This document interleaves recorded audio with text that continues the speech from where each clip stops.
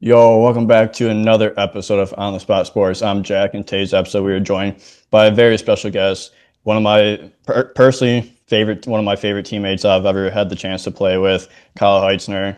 Kyle is currently with the Blue Ridge Bobcats in the Federal Prospects Hockey League. He spent last year with the Watertown Wolves, the Monroe Moccasins, the Columbus River Dragons, and the Macon Mayhem in the SPHL before joining Blue Ridge this past season. He also spent a couple more stints in the Fed, in the SPHL. He played in Sweden Division Two for a year as well. And before his pro career started, he played in the Ontario Hockey League with the Barrie Colts and the Mississauga Steelheads for a quick stint, as well as the PJCHL, the OJHL, and the GOJHL as well. So I'm really excited to get you on, Heitzy. So welcome to the show, Kyle Heitzner. Thanks, Jack. Thanks for having me on. It's been we've been talking about this for a little bit. I'm excited to chat hockey.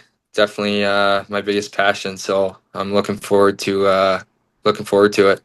Yeah, for sure. I'm glad you're able to come on the show. And like I even from the Watertown days, like you were a guest that I've wanted to get on for a while now. Like you're one of the most inspiring teammates I've had so far in my career, and I know we had a lot of good talks throughout the time in Watertown. So I'm excited to just dive into your career and talk hockey with you. Thank you, man. Yeah, no, for sure. I had a blast playing in Watertown with you, and we had definitely, like you said, some good talks. So let's get her going. Yeah, for sure. But to start things off, like it's a new season. Like you just had your opening weekend in Blue Ridge with the Bobcats, where you guys got two wins right away. So like what has it been like so far in Blue Ridge? And just you have a couple familiar faces from time in Watertown. So how's everything with Blue Ridge? It's incredible here. Very professionally ran. From day one when I walked in and drove into the rink to drop off my gear, being surrounded by mountains and that it was pretty neat. I saw a few deer when the night I came in outside the rink, and I thought, this is crazy, man. This is some character building stuff. Like our coach Zemi, he's incredible. He's got some state of the art structure and coaching, and so much to learn from a young coach. And all the guys they brought back from last year, absolutely amazing. Can't say enough things about our leadership group. And um, yeah, and then our president Jimmy, he's been great. I know we have some good backing from our ownership. And yeah, it was funny listening to you talk about the different stints here, there, and everywhere. And there's no question, if you look up suitcase, you might see my face. But you know what? I'm really looking forward to this year. I'm 3 months sober as of 2 days ago, and Yeah. Congrats. thank you, man. Yeah, I've never headed into a pro hockey season completely sober.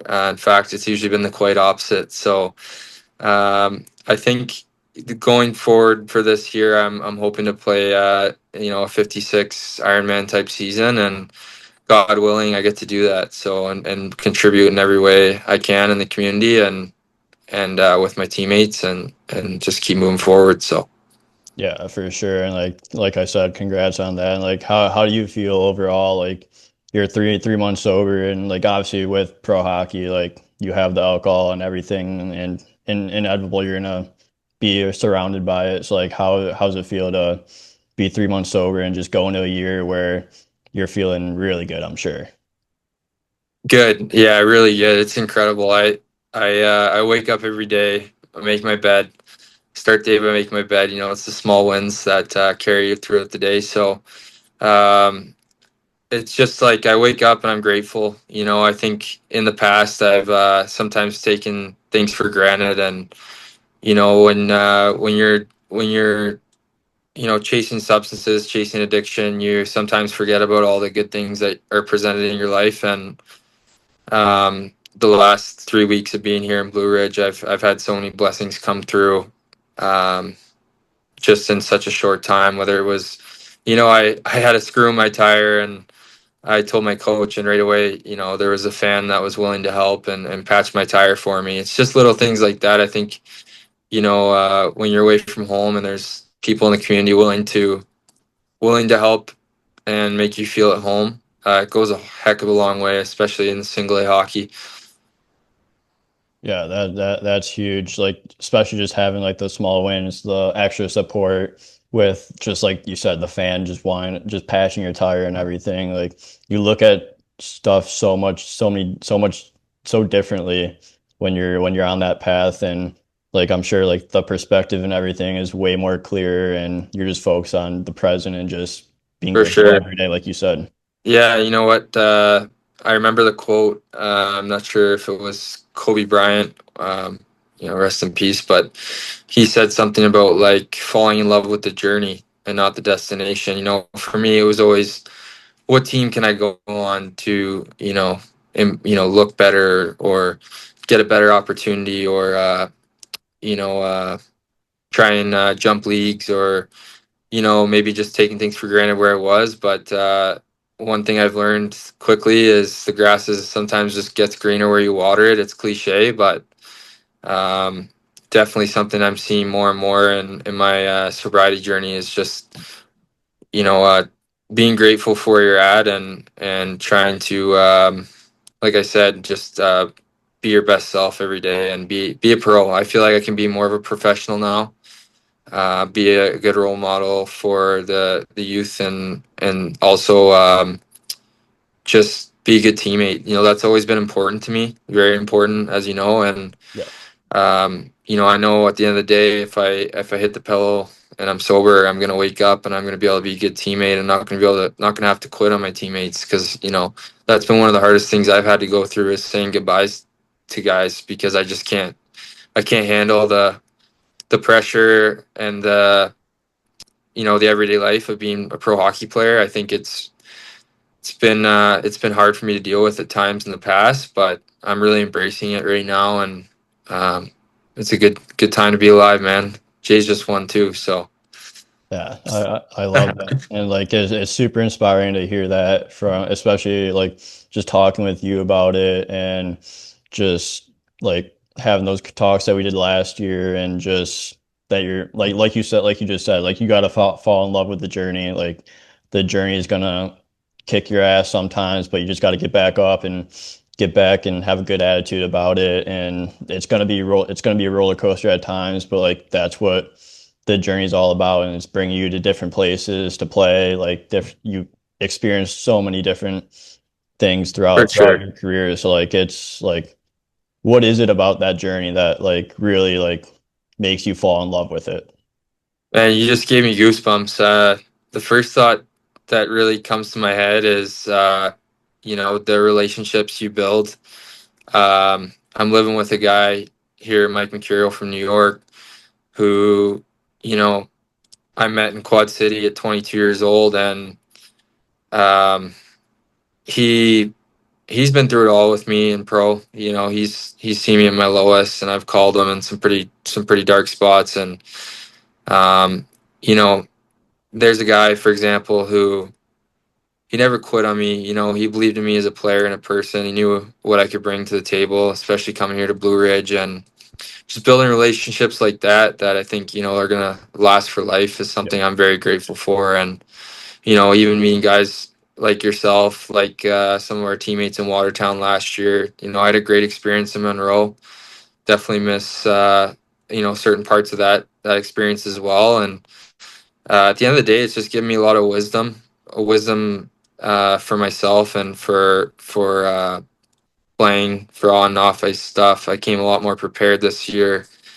A lot more training in the summer. I was blessed to be able to skate with Brady Lee of old Muskoka Hockey in the last month before I took off. And one thing I realized skating with NHL players is they're human too. They're good people, obviously, and they work their tail off. But at the end of the day, it doesn't matter where you played or how your journey's been. If you're willing to come to the rink with the right mindset and you've been putting the preparation in, I think anything's possible. Um, I definitely have a quiet confidence this year that I'm going to carry with me, and it might rub people the wrong way sometimes, but at the end of the day, you got to do what's best for you. And if you don't believe in yourself, then who really can? Yeah, exactly. And like that's the most important thing is one of the most important things, believing in yourself, believing that you have it. And like I know in Watertown we talk about it all the time, like you believe in yourself and you're like, I believe in what you can do, like once you get that shot too. So like Yeah, that was really inspiring just to hear that and like hear that other people actually believe in myself as well. Like I'm not just the only one, and just for sure, the man. teammates see it and everything like that. And it's like Yeah. it goes a long way. At the end of the day, like my big thing is seeing guys work hard, and your attitude at the rink was always first one there, last one off, and that's something I try to live by. Um, I'm not always the last one off, but definitely always usually one of the first ones on the ice and putting in the extra work. And I seen how much work you're putting in every day, and that's something you can't really teach is work ethic. It's kind of either ingrained in you or you develop it, or if you don't have it, you're not going to last long even at this level. So it's uh it's neat to be now in a culture where we are working very hard tirelessly every day. Our first 2 weeks we were on the ice twice a day training, and it's paying off for our team Blue Ridge, as you've seen from our opening weekend. So Yeah, that's huge, and it's just going to continue to go be a positive influence on not only just yourself but the entire organization, the entire team. So you're just gonna once you create that culture, like you can't let it down, you can't let it die, and it's just gonna help yourself go throughout all 56 games and in the playoffs. for sure, yeah, no, we talk about it. Having kind of 3 seasons. We got our tryouts, we got our regular season, our playoffs. So it's one step at a time for sure. But you can't just flick the switch on and off. You gotta bring it every day and try and get better. Like I was saying about our leadership group here in Blue Ridge, Danny Martin's been around the league since pretty well it started, and he sets a great precedence in the room too for working hard and being a good person. And you know, it's excuse me, it's nice to be around other guys who care and who are treating the FPHL like we're in the show, like we're professionals. So it's the only way to do it, I think. Yeah, exactly. I 100% agree with you there. And I want to go into last year a little bit because it was quite the journey for you going from Watertown to Monroe to Columbus to Macon for a little bit as well. So like what was last season like for you and just like the lessons learned throughout the way? Yeah, for sure, man. You know what? Watertown and getting the opportunity there to play some big minutes, be a leader in the room and all that. It was spectacular. I mean, Charlie Pence Jr., he's in Biloxi now. I owe a lot of credit to him for believing in me, giving me an opportunity to be a big role. Because you know what? In previous years prior to that, it was partially my fault for coming halfway through the year, but I feel like I never really got a chance to flourish. And playing with my two line mates, Mercurio and Blacksmith. Huge kudos to them too, because you know what, like that first 15 games, I think I had around 13 goals, and half the time I was just backdoor because Chewy just dangled three guys, or Merc just wheeled by a D, so it made it fun, easy to play. Um, yeah, lesson learned there is, but good players like to play with good players, and if you get the opportunity to play with your team, whoever you're playing with, you got to try to use each other. There's no individual; it's a team sport, and there was some things that went down, as you know, in Watertown, and um, when I had my stint in Macon, there was nothing terrible that happened there. It was just not a good fit for me, and I decided to go keep chasing the dream in Monroe, Louisiana. And one thing I can say about that experience is people there. are incredible. I met a very nice family. Actually, when I was in the airport, I was running to my next flight from, oh man, I can't remember where it was. It was some halfway point from Watertown to Louisiana, or maybe even Toronto. I think I was flying from Toronto at the time, not sure. But I was like sweating profusely, and this guy's like, "Hey, you okay?" I'm like, "Yeah, I think I missed my flight." And he's like, "No, are you going to Monroe?" I was like, "Yeah." He's like, "We're just boarding." I'm like, "Whew." So we Goodness. got talking on the plane and talk about God shot moments. He was saying how much his family enjoyed going to the Moxons game. So once he found out I was a Moxon and all that, he asked me, what number are you going to be wearing? And I said, 47. And he said, no way. We just bought 47's jersey um, a week ago on a jersey sale. And it ended up being Kyle Stevens' jersey. Kind of weird. His name was Kyle, and he was going to be wearing 47. But I know Stevens ended up in Motor City. I've heard really good things about Kyle too. Besides the point, though, it was people like that right from the start in Monroe that made my time there really special, and I had some good success there. Had some good, pretty good personal success, and a few good scraps, some good goals and assists, and you know, uh, first year team, so we had a lot of gelling to do. We, I didn't necessarily see eye to eye with the coach at times, and decided, hey, I want to go on a team that I believed would have a good playoff run, and that was Columbus. So end up getting traded to them. They're always in the mix, and Jerome Bichard in Columbus, he runs a pretty tight ship. He's a phenomenal coach, phenomenal person. Jack Barry, their EQ, took me in. I lived with their family in their home for a solid 2-3 weeks, and at the time, I was on my third or fourth team, and my grandma had just passed away, and in back in Ontario, and I was doing making some decisions I probably shouldn't have been, at two on aside from that, and it just caught up to me, and I thought, I got to get home. I got to go. So I packed my bags and took off my tail between my legs once again. But at the end of the day, I got to say goodbye to my grandmother before I left for Columbus, and then to be there, support my family. Family's very important to me, so everything happens for a reason, man. That's probably the biggest lesson I've learned is it's just made me appreciate the opportunity I got this season.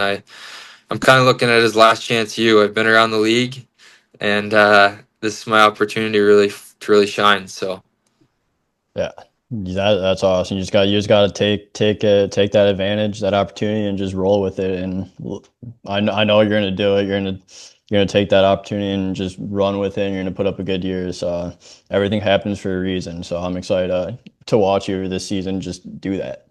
thank you. I appreciate it. Yeah, you you're a great dude, man. And it's been awesome. It's been awesome to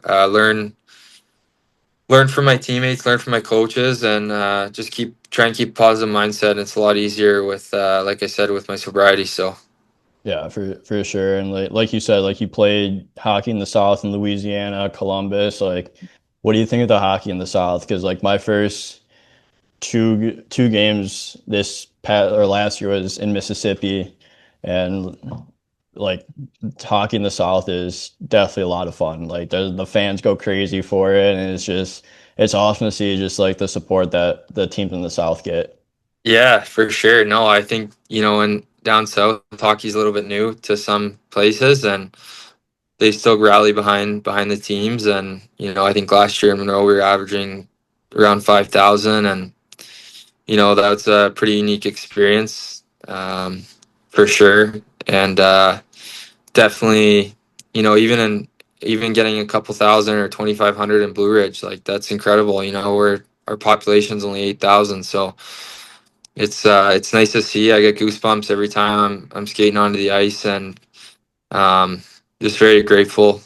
Like you said, the South, it's nice. Like some days you're wearing flip flops, you're hanging out, and then you're heading to the rink for a practice or a game. And um, yeah, it's a different experience. I mean, the hockey's really good too because a lot of players want to be in the South. So you got a lot of good players down here, and the North Division's strong too. It's a little different style. It's a little tougher. A little you're there just for hockey, and you see Binghamton won the last 2 years, and I think they're another organization that does things properly, and something to be said there. But um, yeah, it's just kind of two completely different worlds. It's been cool to experience both sides of it.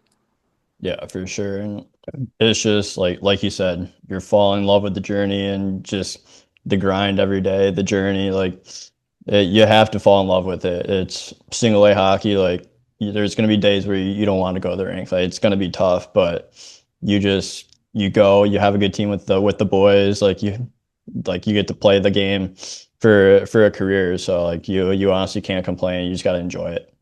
For sure, yeah. You never know how long it's gonna last. I've seen even with myself some injuries and stuff like that, and I always say a prayer before every game, and that's that everyone, opposing team, our team, that guys stay safe out there. And I know the game's going to get chippy at times. There's going to be fights and all that, but you never want to see a player injured. And just coming from some bad injuries myself, I know that's probably my biggest hope going into every game is that I come out healthy, and my teammates do. And um, yeah, just appreciating everything that's kind of going on. Being mindful of the process for sure is very important. Yeah, exactly. It's all that really matters, just the mindset and just how it's done. But you started out your pro career in a different country in Sweden. What was that whole experience like in Sweden? Because I'm sure it was such a unique experience that you probably never would have thought you would have. Yeah, for sure, man. You know what? I was pretty much after going from the OHL to Junior C, I thought, I'm going to play a couple more years, have some fun, and that might be it for me. So when I got the opportunity to continue playing and go overseas, it was short lived because of COVID, but incredible 3 months. The Swedish people are very kind. Um, remind me a lot of back home in Canada. And yeah, it was neat to play on the Olympic ice. And, probably the only habit I haven't kicked yet is chewing nicotine pouches, and that was developed in Sweden at 21 years old. So it's kind of funny how that works, but it's probably harm reduction at this point. It's not too bad. So um, yeah, it was neat. Like just seeing the history, in those European cities, like with the cobblestone walkways and the Irish bars and all that at the time, that was very appealing to me. I mean, I have no regrets. I kind of have to laugh about some of the things I did now, but yeah, like even our owner of the team was Elias Pettersson's dad, which was kind of neat. He was a very nice man. Um, yeah, Elias had bought his dad an Audi something at the time, and he would let me and one of the other imports, actually Greco plays in Athens now.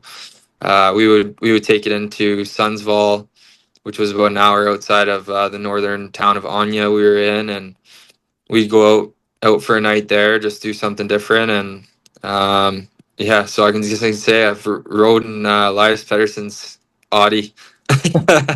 Yeah, that's pretty sick. No, no, a lot of people can't say that they have. Only a couple Yeah, people. there's You're one one thing I can of say. No. them. Yeah, but it just seems like it was a great time there. And what was the biggest difference that you noticed from playing in Sweden compared to what you'd play in North America?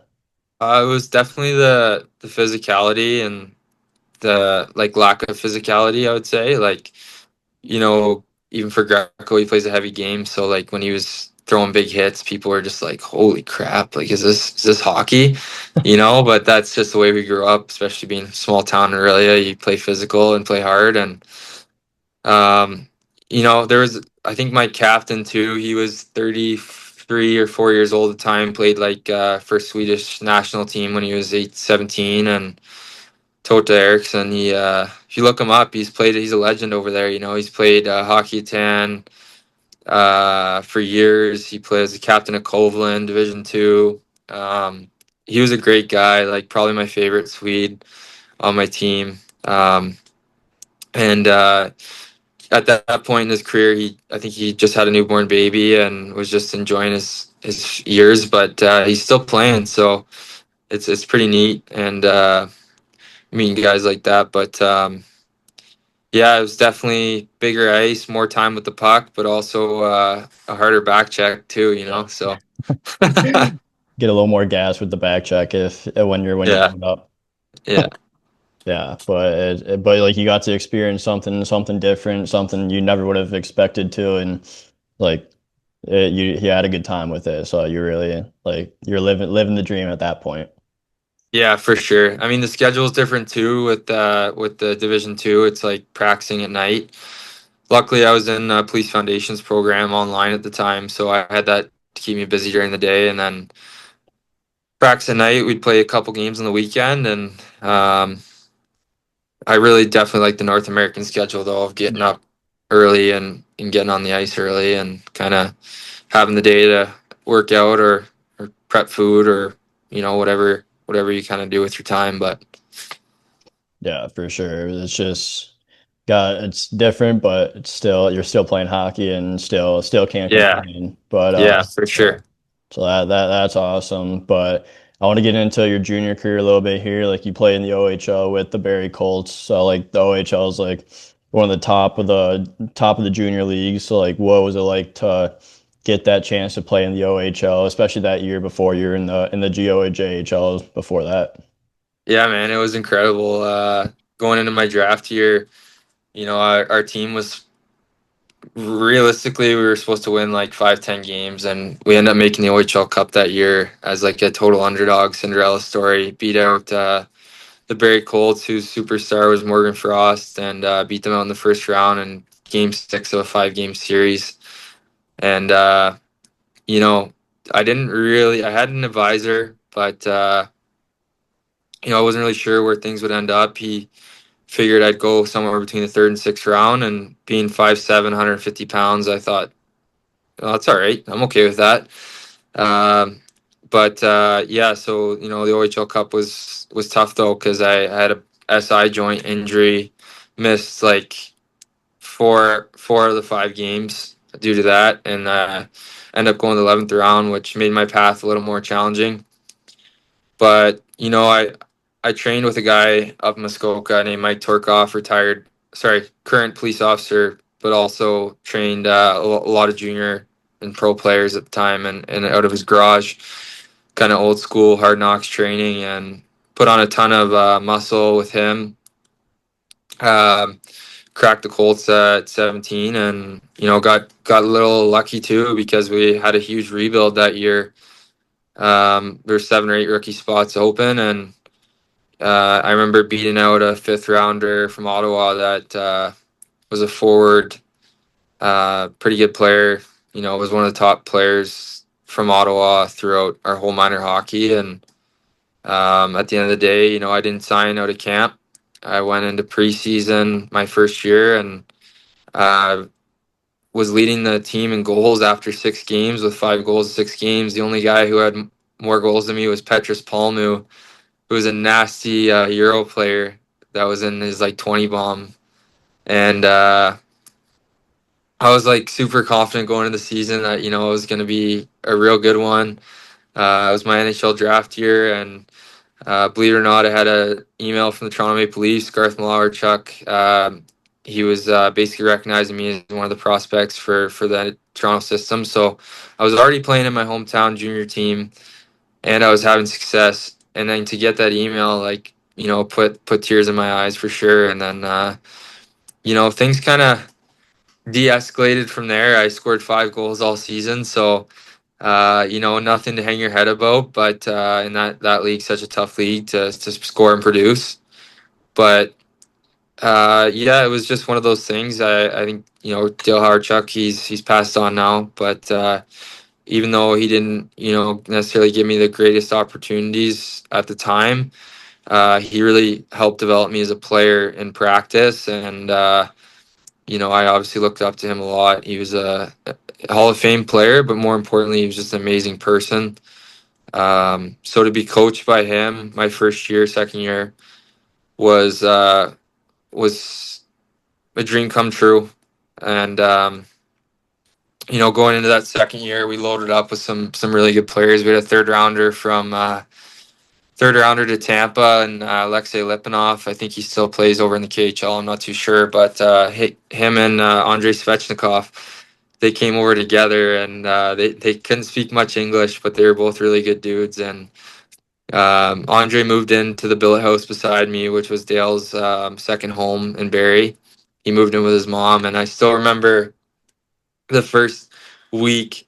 I had all the boys over to my billet's pool, and we're cracking beers in the backyard, and you just hear a little ting, ting, ting. This guy had already bought a net from the local sports store and was ripping pucks in his garage, just going bar down every shot. And we knew he was the real deal right away. But to see the amount of work that man put into his daily routine was incredible. Like, I was driving him to the rink because he didn't have a car, and it got to a point like 3 weeks in. He's like, "Heitzy, I'd run to the rink."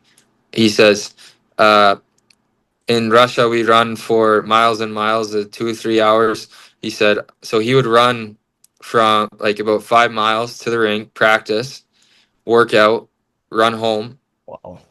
and yeah, the Svetch, he was like I said, a workhorse, and I still remember his first preseason game in it was the Molson Center at the time.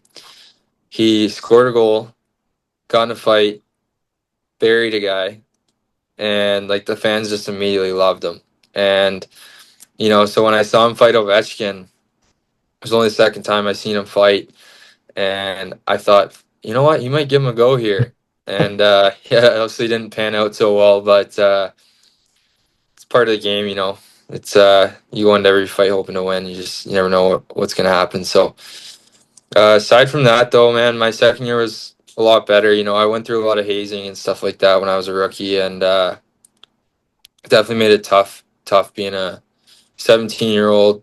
Not used to being one of the go-to guys, and then kind of falling into that fourth line or healthy scratch role. I think I sat like 16 games that year in a 68 game season. So I remember times too, like being on the fourth line, you're riding the bike in between periods, just keeping your legs fresh for those one or two shifts you get, hoping you can make something happen. So going in my second year, got to play a little bit, third line, second line. Sometimes I'd even be on the first line with Svetch. Like I remember when I came back from suspension to start the year, I had really good camp and really good practicing, and Dale threw me out with Fetch and Lip and in Sudbury, and I ended up having a really good game. I think I had a goal and a fight or something like that. But um, there was a lot going into falling into some addictive patterns going into my second year in the OHL. Like, I believe it or not, right before playoffs, I was sent home for partying. I hosted a Halloween party.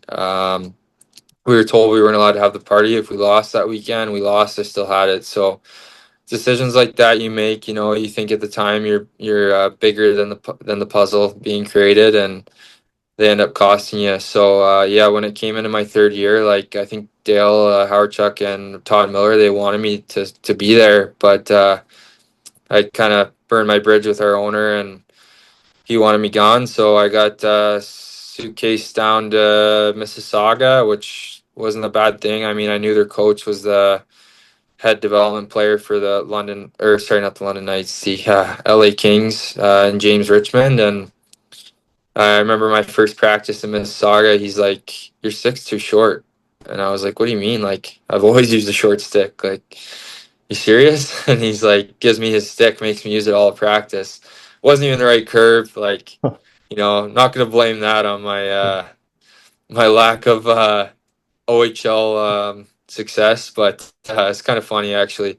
I do use a longer stick now, believe it or not. I still remember Change that gear. conversation. So, um, yeah, no, at that point, like being 19 years old in the league, a lot of my buddies had already been in their second year of university or third, and um, I knew, I had to get back in school because I had been out now for a year and a half. I ended up being out of school for about 2 years there, and got a new police foundations program, and uh, played junior C as a captain in my hometown. My first year, sorry, one of my best buddies, Jake Beard, was our captain. But then my 20-year-old year, I took it over, and that was pretty cool. It was similar to Barry, where I got to play in front of friends and family, and um, had some really good times there. Actually, it's kind of where I fell back in love for the game.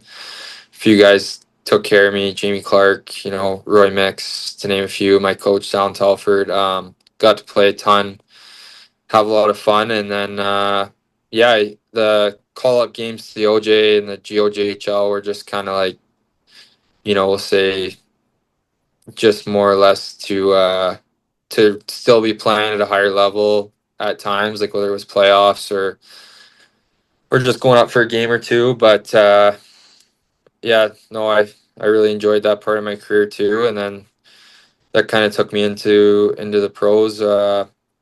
But yeah, you know what, the the mental side of it, I think I've never been as grateful and happy to be playing as I am right now. I think at the time, certain days when you say you didn't want to go to the rink, like that was me a lot of the time. I think because of what I had to go through with the hazing and stuff like that, I just kind of fell out of love with the game for a little while. I remember my coach when I quit Mississauga Steelheads, he said, "Well, you don't love hockey, He's like, you're quitting on one of the best junior leagues in the world."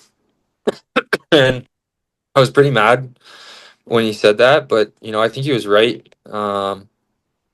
It took a little while for me to get back to where I am now, so it's been quite the journey for sure.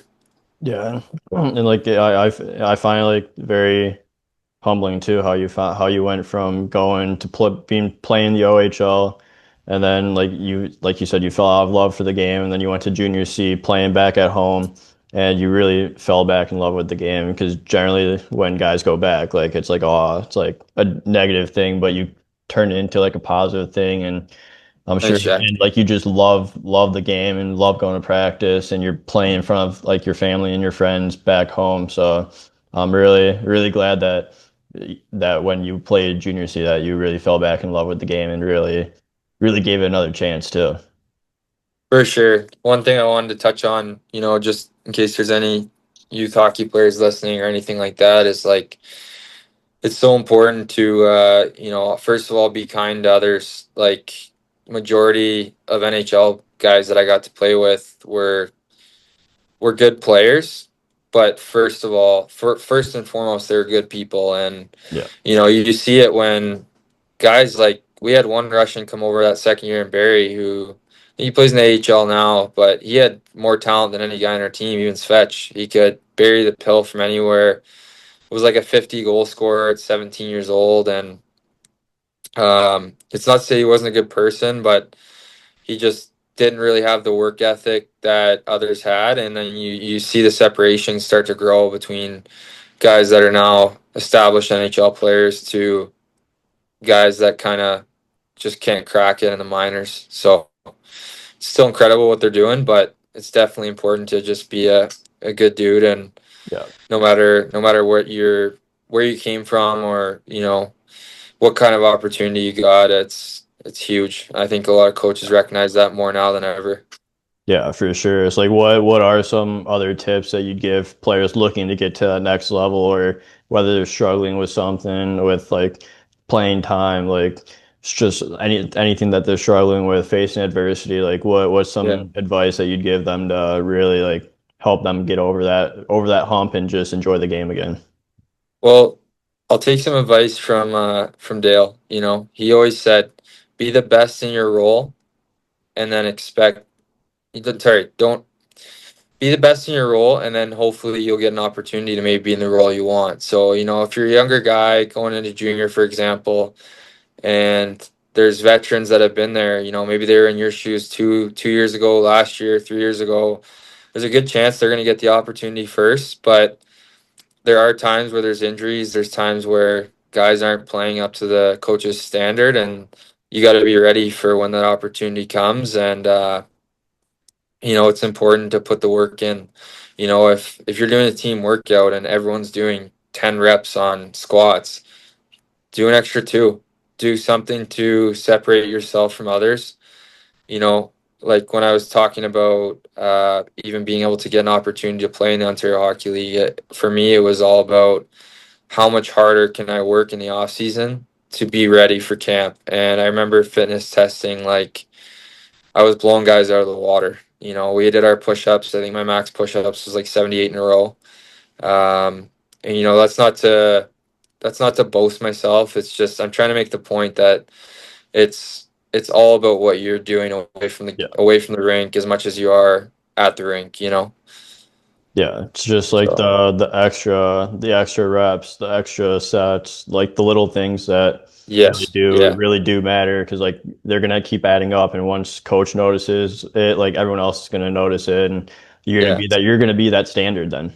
For sure. And the big thing too that I'll say is being yourself, being your authentic Yeah, self. That's easier said than done sometimes, but there was a player who I really look up to this day. I think he's around 35 years old. He's been playing multiple seasons in the ECHL, point per game. He was a good third, fourth liner in the AHL, would have 10 15 points in 10 fights. Like he played point per game in the Dell, point per game in Czech, point per game in England. That's Mitchell Hurd, and guy that believe it or not, he was my neighbor as a kid. Babysat me. One of my first core memories is me, him, and my dad on our outdoor rink in Bowmanville, and we're just shooting the puck around in our little, those little like blow up. You remember those blow up rinks, like the yeah, tubes where you yeah, fill with yeah. water. So that was uh that was kind of crazy to see how even for him, he's undrafted the OHL, made junior A at 17, grew. Um, excuse me, he grew quite a bit, which helped. But he put the work in, man. He made Plymouth Whalers at like 17 his draft year when he was 18. He was either passed over or he was a late birthday and ended up being a second rounder to the Colorado Avalanche. Um, he's incredible, man. He does so much in the communities he plays in, and someone I kind of try to follow his lead and doing what I'm doing. So Yeah.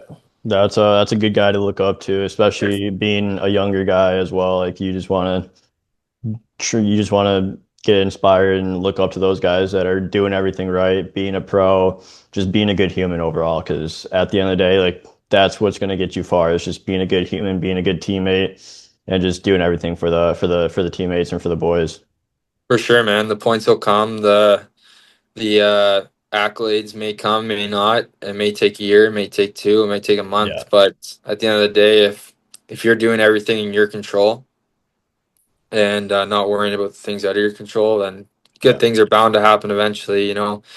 Uh, if I can even be something simple, well, it's not simple, but become sober after 10 years of alcohol abuse yeah, and stuff like that.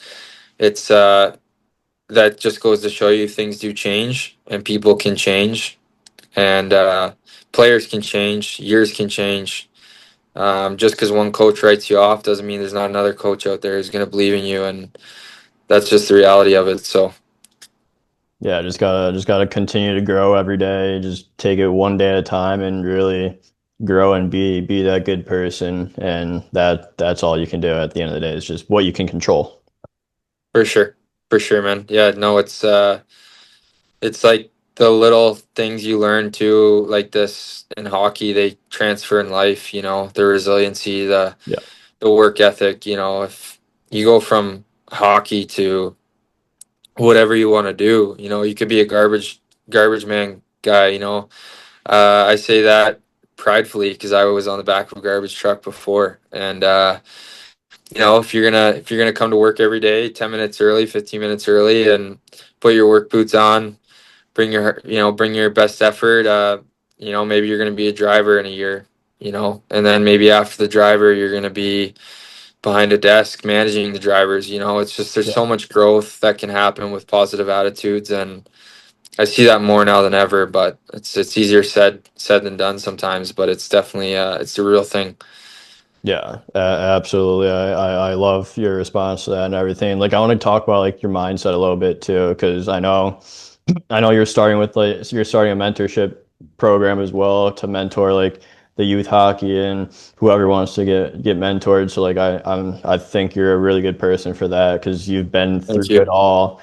And like I know I was reading today and you had like you had a switch in mindset and like your mental game from like when you played juniors into like what you are now playing pro and like how you manage your mental health and your mental side of things. And so like Yeah, yeah, to just talk about like your mental side of things and like some of the things that really like you've developed over the last couple of years to really make it strong. for sure. You know what? A lot of it stems from just it's like all the things I was telling myself, but then when you start putting them into practice, they become real. And the power of positive thinking is real too. It's like if you tell yourself every day when you wake up, you're you're not a good person, well, you're gonna do things that not good people do.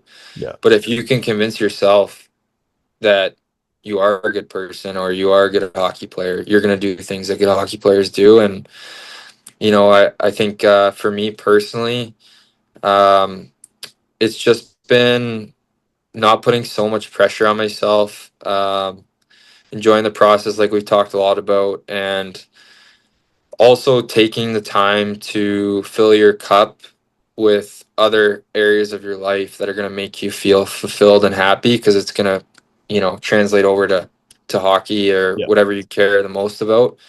um, I think there are certain things that I personally, really feel strongly upon, and knowing your core values and your morals as a person, as a player, as what you represent when you walk into that locker room, that's huge.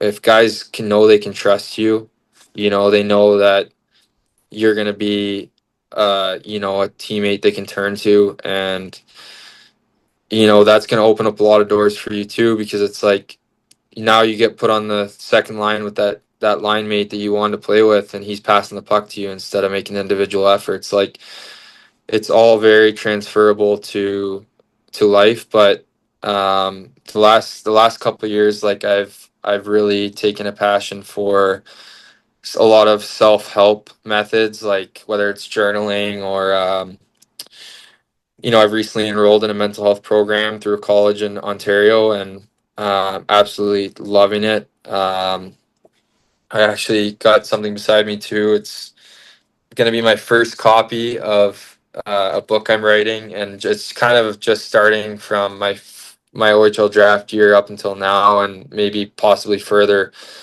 if I keep writing. But it's actually going to be called Hot, Cold, and the O: Mental Health, Addiction, and Hockey, and it's my story. So I'm looking really forward to writing more. Sharing with other people, because I think there's a lot of power in vulnerability, and telling your story so that someone else doesn't feel alone. Because I know for a Yeah. long time I felt very alone. I felt like no one else understood. No one was going to be able to bring me out of the bad situations I put myself in. But the truth is, sometimes you have to bring yourself out of those situations. Like 2 years, I'm pretty open on socials about it. 2 years ago I went to rehab, and my parents had asked me to go before. I've had friends talk to me, but it wasn't until I hit my lowest point that I decided, I really need to do this. And I remember when my mom dropped me off, she was crying. She was upset. She wasn't going to see me for 45 days. And I said, Mom, I'm a lot stronger than you think. And there's a lot of truth to that, because if you can get yourself through all those dark times, who's to say you're not gonna just absolutely do amazing things, because at the end of the day, like when it comes to mental health, it can be way harder than any injury, any anything, a loss in your life. It can be your biggest battle is in between your ears. I really believe that. And there's so much hope for the future of this game if we can be conscious of guys and girls mental health. Brady Leavold, guys like that, I would like to call the anchors of mental health in hockey. They've set the tone. They've the story of Brady Leavold is absolutely incredible. DJ McGrath's another one. Curtis Gabriel's starting to do some Yeah. stuff. There's a ton of guys that want to speak up. They want to destigmatize mental health in hockey. And, Rich Clune, he was another guy, captain of the Marlies, sober for, I think, 15 years or something to this point. And, he was, at one point, he was suicidal. And he became the captain of the Toronto Marlies. How cool is that, the story doesn't end just because you had a bad day, or had a bad year. I think it's just important to keep keeping on, keep trying to be your best person, and that's kind of my mentality. So Yeah, that like you hear more and more people coming out about like their mental health stories and all and everything, especially over the last couple of years. And it's so like, and it's like good that they're coming out and saying that because like you're never alone. Like you're like you always have someone to talk to. Like someone will always be there to support you. But just have like